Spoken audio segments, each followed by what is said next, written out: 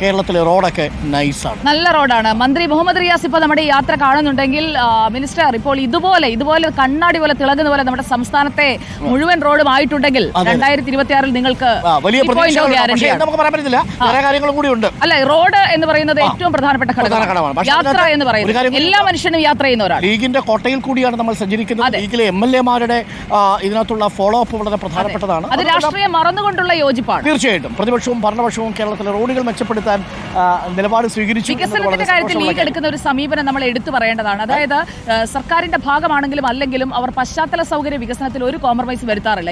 2 ടേമായിട്ട് അവർ അധികാരത്തിന് പുറത്താണ്. നോക്കൂ സുജയ, നമ്മൾ പോകുന്ന വഴികളിലേക്ക് പണ്ട് അരീക്കോട് ഭാഗം മുക്കം ഭാഗത്തേക്ക് വന്നാൽ കുഞ്ഞു കുഞ്ഞു പീടികകളും ചെറിയ വീടുകളുമായിരുന്നു. വീടുകളൊക്കെ വീർന്നു. ഡെഫിനറ്റ്ലി ഗൾഫിൽ നിന്നുള്ള പണം, ഇരുനില വീടുകളുണ്ട്, പുതിയ ആർക്കിടെക്ട് വീടുകളുണ്ട്. 2 വിമർശനവും കൂടി ഉണ്ട് കേട്ടോ.